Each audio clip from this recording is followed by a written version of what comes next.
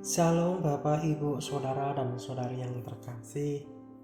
Puji namanya kita boleh diberi kesempatan untuk bersama-sama merenungkan kebenaran firman Tuhan di pagi hari ini. Sebelum kita melakukan aktivitas kita, mari kita minta pertolongan kepada Tuhan. Mari kita bersatu di dalam doa.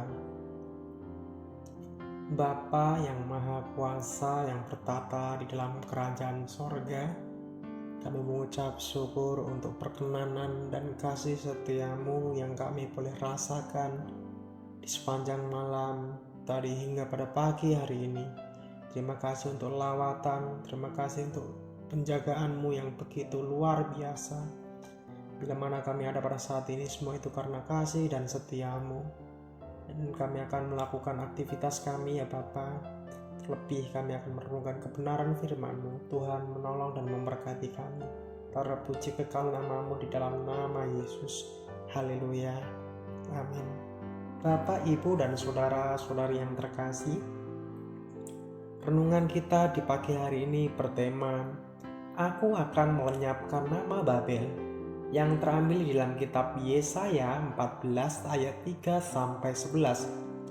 Lembaga Alkitab Indonesia memberi judul Ejekan ini tentang Raja Babel. Maka pada hari Tuhan mengakhiri kesakitan dan kegelisahanmu dan kerja paksa yang berat yang dipaksakan kepadamu. Maka engkau akan memperdengarkan ejekan ini tentang Raja Babel dan berkata, Wah, sudah berakhir, si penindas sudah berakhir, orang lalim. Tuhan telah mematahkan tongkat orang-orang fasik, gada orang-orang yang memerintah,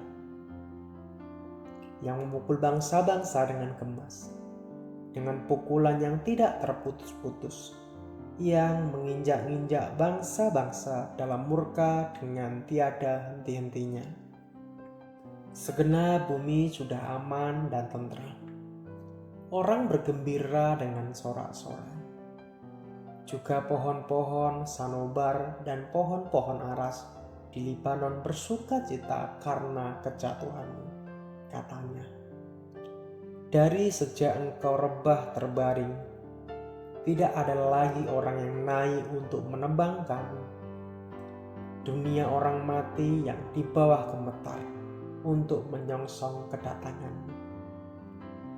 Dijagakannya arwah-arwah bagimu, yaitu semua bekas pemimpin di bumi, semua bekas raja bangsa-bangsa dibangunkannya dari tahta mereka. Sekaliannya mereka mulai berbicara dan berkata kepadamu, Engkau juga telah menjadi lemah seperti kami, sudah menjadi sama seperti kami. Ke dunia orang mati sudah diturunkan kemegahanmu dan bunyi gambus-gambusmu. Ulat-ulat dibentangkan sebagai lapik tidurmu dan cacing-cacing sebagai selimutmu. Ejekan ini tentang Raja Babel, nyanyian nubuat yang mengejek ini harus dinyanyikan oleh orang-orang yang menyaksikan kejatuhan Raja Babel. Raja akan direndahkan dan diturunkan ke dalam dunia orang mati. Di dalam Yesaya 14 ayat yang ke-15. Ayat-ayat ini akhirnya mengena kepada semua pemimpin dan orang yang menentang Allah dan melawan prinsip-prinsip kerajaannya. Bintang Timur, Putra Fajar, beberapa penafsir beranggapan bahwa ayat-ayat ini bukan hanya mengacu kepada Raja Babel, tetapi juga berisi acuan yang terselubung kepada iblis.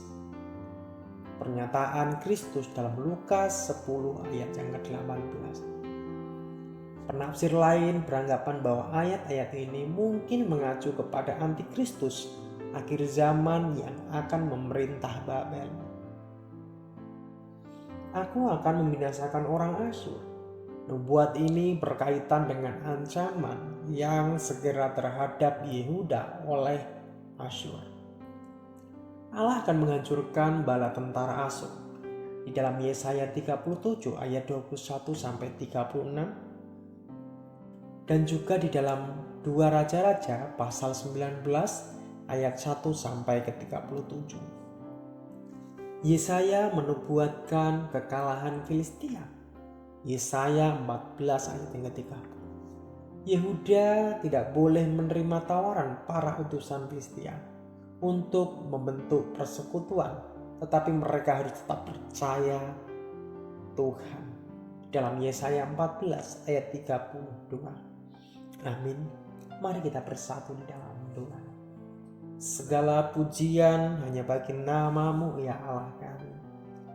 Engkau adalah Allah pemilik langit dan bumi dan segala isinya. Dan kami percaya bahwa Engkau adalah Allah yang bertata dalam kerajaan surga. Jauhkan kami dari malapetaka yang ada. Jauhkan kami ya Bapa dari godaan-godaan yang menjauhkan kami daripada Engkau. Sehingga ya Bapa, ketika Engkau datang, Engkau dapati kami setia seperti Engkau setia terhadap kami. Biarlah banyak ajaran-ajaran di dunia ini, tapi kami hanya meyakini satu, bahwa Engkau adalah Allah yang hidup, Allah yang selalu menolong dan memberkati setiap kehidupan kami. Sebagai orang percaya, kami memerenungkan kebenaran firman-Mu di sepanjang hidup kami. Terima kasih Bapa. Ini doa seruan kami. Mohon ampun dalam setiap dosa dan pelanggaran kami. Dalam nama Yesus. Haleluya. Amin. Shalom, selamat pagi, selamat beraktivitas. Tuhan Yesus memberkati kita semua.